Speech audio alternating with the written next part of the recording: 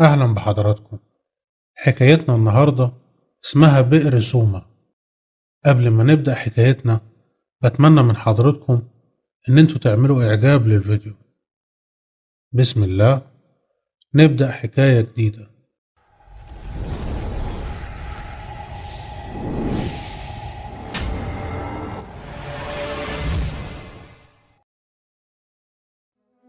كان نفسي أدخل الحوش القديم بتاع بيتنا، اللي بيفصلنا بيننا وبينه هي حيطة. كنت لسه صغير وفاكر تحذيرات أبويا من إن احنا ندخل الحوش اللي ورا ده، أو حتى نقرب من البير اللي موجود جنبه. وزي ما انتم عارفين إن الممنوع مرغوب. ما سمعناش الكلام. سحبت بالليل أنا وأخويا ودخلنا، وكانت النتيجة إن أخويا وقع في البير ده. ساعتها قعدت أصوت، وأبويا وأمي صحيوا على صوت صويتي، دوروا عليا لغاية لما وصلوا لي. أنا كنت عمال أصوت وأشاور للبير: أخويا وقع في البير. أبويا لقيته جايب كلوب النور ومد إيده في البير، وساعتها شاف سيد نايم في الأرضية تحت، كان ماسك رجله، تقريبا رجله كانت انكسرت لما وقع.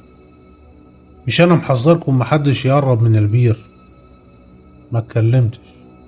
ساعدت أبويا إن هو يجيب السلم الخشب، نزل في البير ووقفت أنا بالكلوب بنور له. شال أخويا على كتفه وطلع، وكنت فاكر إنه هيحطه على الأرض قدامي، لكنه مشي بيه لحد ما دخل جوه البيت. كانت أمي عمالة بتخبط على صدرها وهي بتعيط على أخويا، شايفة الخوف مرسوم على وشه.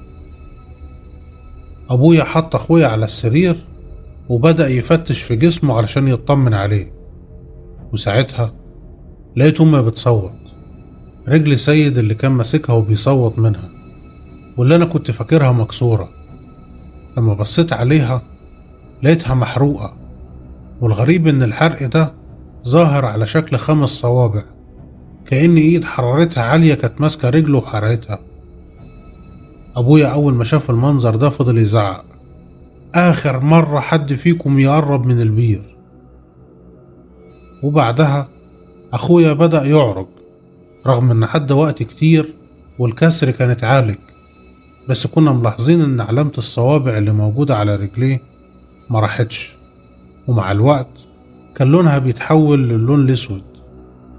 في الفترة دي أبويا كان بيفكر إن احنا نسيب البيت ونمشي. وفي ليلة سمعت أمي وهي بتتكلم معاه: احنا ممكن ما نسيبش البيت، بس نردم البير أو نعمل سور نفصل الحوش عن البيت. طب ما احنا جربنا كتير نردم البير، كانت ايه النتيجة؟ البير بيتحفر لوحده. أنا من سنين عايشة هنا، انت طول عمرك بتحذرني من البير ده، بس انت ما قلتليش هو ايه حكايته. استنيت ابويا يحكي لكنه ما اتكلمش. كل اللي قاله ان هو خايف علينا ولازم نسيب البيت ونمشي. وفعلا ابويا بدأ يبني بيت تاني على الارض بتاعتنا، واتنقلنا للبيت الجديد. ومن ساعتها والبيت القديم مقفول. ابويا حتى ما فكرش انه يفتحه تاني او يبيعه. وطول الفترة دي انا ما فكرتش اتكلم مع اخويا في حاجة، خصوصا ان ابويا كان مانعنا نتكلم عن اي حاجة تخص البير او ايه اللي حصل هناك. وكنت فاكر ان اخويا هيتحسن بعد ما نسيب البيت، لكن العكس هو اللي بيحصل. اخيرا قررت اتكلم مع اخويا، وكان رافض يتكلم مع اي حد عن اللي حصل له هناك. سيد، هو انت مش هتحكي لي عن اللي حصل في البير؟ كان خايف. يا عم انت خايف ليه؟ احنا خلاص مشينا ورحنا بيت تاني، وانت خايف تتكلم؟ ساعتها بس بدأ يحكي: انا كل اللي انا عملته ان قعدت على حافة البير ومديت رجلي فيه. كنت مستنيك تيجي تقعد جنبي، بس اول ما عملت كده حسيت بايد مسكتني من رجلي، بس كأنها نار جهنم. وقبل ما اصوت شدتني في البير، ولما بدأت افوق كنت بموت من الألم. كنت حاسس إن في حد جنبي، وكان في نفس قريب من وشي. وبعدها حسيت بإيد ماشية على وشي، كانت إيد ناعمة بس تحس إنها بتطلع نار. جسمي بدأ يرتعش. كنت متأكد إن أنا مش لوحدي في البير، في حد معايا بس أنا مش شايفه. الخوف كلبشني لغاية ما أغمى عليا، وما حسيتش غير وأنا على السرير وأبوك بيحذرنا إن إحنا ما نقربش من البير مرة تانية. الفترة اللي قعدناها في البيت هنا كانت طبيعية. كل اللي كنا مستغربين منه هو إزاي أخويا رجله بيصيبها العجز يوم ورا التاني، لدرجة إنه خلاص مش قادر يمشي عليها. ورغم كده أبويا رافض إنه يوديه لدكتور يشوفه. كل اللي كان على لسانه إن مفيش دكتور هيقدر يعالجه، هو نصيبه كده. صحيت بالليل على هوا بارد، لقيت أخويا فاتح شباك الأوضة في نص الليل، وكان عمال يبص على الأرض اللي قدامنا. سيد، سيد أنت مجنون، فاتح الشباك في نص الليل وأنا نايم؟ يا عم جو تلج. سيد ما كانش سامعني. شلت الغطا من عليا وقمت ووقفت جنبه، برضه مش منتبه لي خالص. حركت ايدي كده قدام عينيه لغاية ما خد باله. شاور على حتة في الأرض وبصلي. معتصم، انت شايف البير؟ شديت سيد وقفلت الشباك وانا بقول له مفيش بير، انت بتهلوس. فضل يحلف لي انه شايف دلوقتي البير اللي موجود في البيت القديم، موجود في الأرض اللي قدامنا، وإن في إيد لونها أحمر زي النار بتتمد منه. سيد اهدى كده ونام وبطل تخاريف. ولما سيد نام أنا نمت، وبعدها صحيت على صوته وهو بيقول طلعوني من البير، طلعوني من البير. هزيت سيد علشان أصحيه وكان العرق مغرقه. أول ما قام من النوم لقيته مسكني من رقبتي. البير يا معتصم، البير. على الفطار أبويا حس إن في حاجة، ولقيته عمال بيبص لأمي، وبعدها بص ناحية سيد وقال له هو أنت في حاجة حصلت معاك يا سيد؟ أنا شفت البير امبارح في الأرض هنا. اللي قاله سيد مش هو بس اللي غريب، رد فعل أبويا كان أغرب. هو أنت حكيت لحد عن اللي حصل لك في البير؟ حكيت لمعتصم. لقيت أبويا ساب الفطار وقام، وأمي قامت وراه. دخلوا أوضتهم وقفلوا الباب. الفضول ساعتها خلاني أصنت على كلامهم. حطيت ودني على الباب وبدأت أسمع أبويا بيقول إيه. أنا قلت محدش يتكلم عن البير، وابنك حكى عن اللي حصل معاه. هي إيه حكاية البير ده؟ البير ملعون، وأي حد بيقرب منه بيتلعن. وابنك قرب من البير وحاول ينزل رجله فيه، واتشد ووقع في البير، وأول رجل نزلت البير بقى عاجز حتى من إنه يمشي عليها. تقصد إيه بإنه اتشد؟ مش وقته، مش وقته دلوقتي. لازم تعرفي إن لعنة البير دي هتطارد ابنك، لأنه حكى عن اللي حصل معاه. العجز اللي حصل له في رجله ده كان إنذار، لكن ابننا مهدد دلوقتي، حياته في خطر.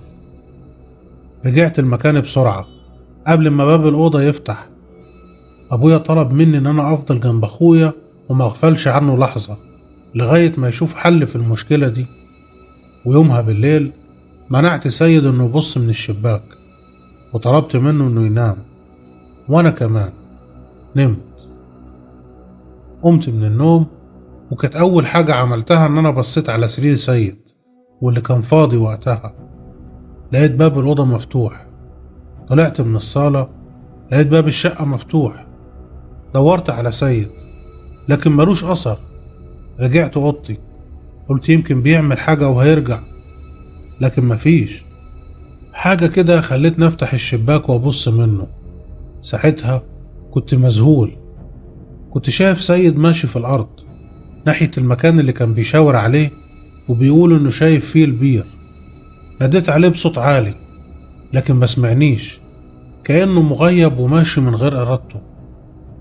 الغريبة إن أنا كمان شايف البير، وشايف سيد وهو بيقعد على حافة البير تاني وبيمد فيه رجله اللي تعباه، وشايف الإيد اللي بتتمد من البير وبتمسكه وبتشده تحت، نفس اللي حصل في البيت القديم. لكن أنا دلوقتي شايف كل حاجة بتفاصيلها. ما حبيتش أقول لأبويا على اللي حصل، أكيد كان هيقول إن أنا بهلوس. لغاية تاني يوم الصبح سيد مظهرش. أبويا قلب عليه الدنيا، وبما إنه كان طالب مني إن أنا أفضل جنبه فاضطريت أحكيله على اللي حصل. لقيت أمي بتبصلي: هو أنت كمان بتخرف؟ معتصم ما بيخرفش، اللعنة أخدت سيد. لقيت أمي بتصوت: أنت لازم تفهمني اللي بيحصل، لازم ابني يرجع. كنت شايف الصدمة على أبويا علشان سيد، يمكن ده اللي خلاه يحكي لأول مرة. أبويا هو السبب في اللعنة دي. البيت القديم ما كانش بيتنا، كان بيت أرملة غلبانة وكان ليها ابن واحد بس. أبويا كان طمعان في البيت، حاول يشتريه لكن هي مرضيتش، وقالت له إنها مش هتبيع البيت اللي هيحمي ابنها من الزمن. لكن هو أخده منها عافية، زور عقد بيع ووصل للختم بتاعها وختم بيه العقد، واستخدم العقد ده ورفع ضدها قضية وخلاها تخلي البيت، وقفلوا فترة. وبعدها أبويا قرر إن احنا نسكن في البيت ده، كان هو وأمي وإخواتي الاتنين وأنا، لغاية ما لقيت أمي بتقول لأبويا إنها شايفة سومة. سومة دي هي الأرملة اللي أبويا خد منها البيت، قاعدة في الحوش جنب البير. أبويا استغرب: هي دخلت إزاي؟ راح لها علشان يطردها وحصلت بينهم مشكلة. حاول أبويا يرضيها بمبلغ علشان ما ترجعش تاني، لكن هي ما رضيتش، ما كانتش عايزة غير البيت. وانتهت المشكلة بإن سومة وقعت في البير، وعلى بال ما أبويا حاول ينقذها كانت غرقت. من ساعة الحادثة دي والحياة في البيت اتشقلبت. أبويا ردم البيت كتير، بس البير كان بيتحفر لوحده، والغريبة إنه ما عادش بيطلع مية. كنا بنشوف سومة كل يوم بالليل وهي بتطلع من البير وبتقعد جنبه، لغاية ما أبويا كان موجود عند البير في ليلة وكان بيحاول يغطيه، لكن مرة واحدة وقع في البير. إخواتي حاولوا يطلعوه، لكنه لما طلع كان فاقد النطق وعلى إيده حرق زي اللي كان موجود على رجل سيد، وبعدها تعب وفضل تعبان ومات. ما كانش في بالنا حاجة، كان كل تفكيرنا إن شبح سومة ساكن في البير وخلاص. ما كناش عارفين إنها بتنتقم لنفسها. أم هي كمان قربت من البير وحاولت تردمه، بس اتشدت لتحت ووقعت، ولما طلعت برضه كانت فاقدة النطق، وكان على دراعها حرق مكان الإيد اللي شدتها، وبعدها بفترة ماتت. وبعد كده البير أخد إخواتي واحد ورا التاني وما عادش فاضل غيري. أخدني وقتها عمي ورباني عنده، ويمكن ده اللي نجاني من البير. أمي سألت أبويا وهي مصدومة من اللي هي بتسمعه: وإيه اللي خلاك ترجع البيت تاني وإنت عارف بكل ده؟ أنا كنت فاكر إن الموضوع انتهى، لكن من بعد ما رجعت البيت وبدأت أشوف سومة تاني في البير. علشان كده كنت بحذر دايما من إن أي حد يدخل الحوش ويقرب منه. كنت عارف إن أنا لو ردمت البير هيتحفر تاني.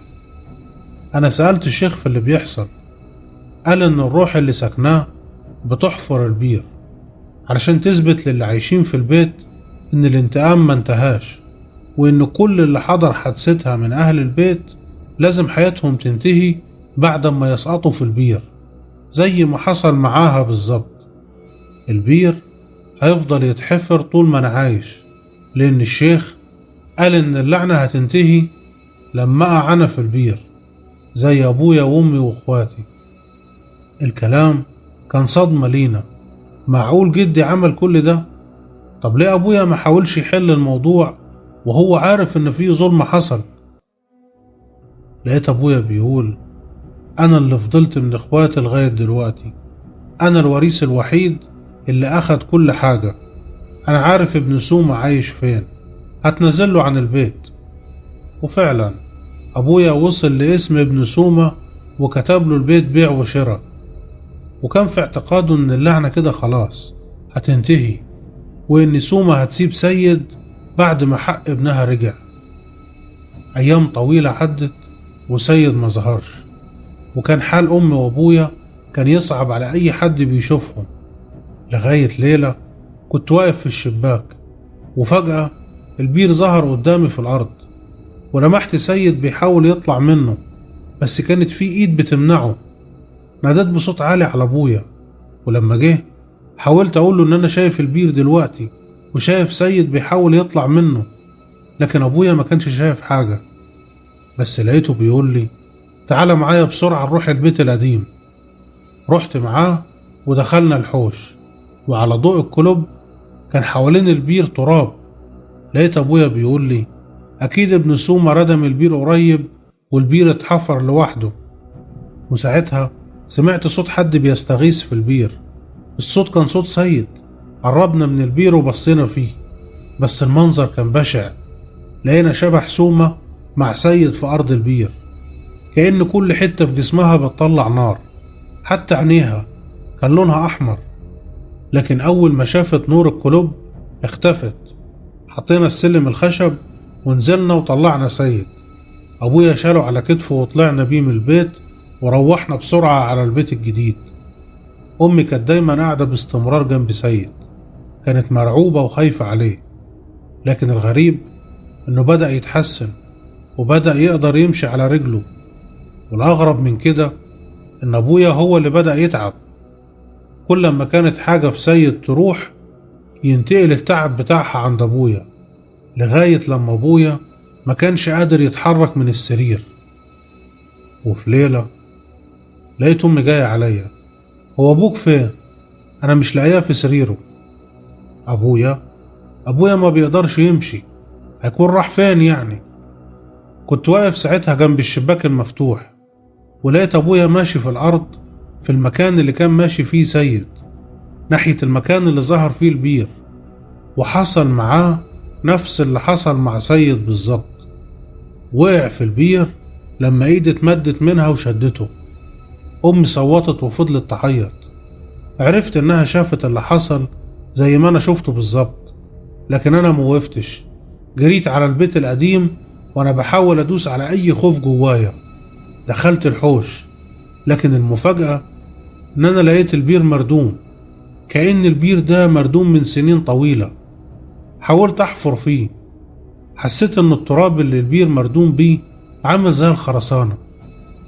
رجلي خبطت في حاجة جنبي كده، مسكت الكلوب وبصيت عليها واتصدمت، دي جزمة أبويا. وساعتها عرفت إن أبويا اندفن في البير، وإن اللعنة انتهت، علشان كده البير اتردم. نفس الكلام اللي أبويا قال عليه. ما كنتش عارف أحزن على أبويا ولا أفرح إن اللعنة انتهت وسيد رجع. قررت ساعتها أطلع من الحوش علشان أبلغ أمي باللي حصل، لكن وقفت لما سمعت صوت ضحك عالية. بصيت لقيت ابن سومة واقف عند البير بعد ما اتردم، بيضحك وماسك في ايده جلابية أبويا واللي كان لابسها لما شفته من الشباك، ماشي ناحية البير وبيتشد فيه.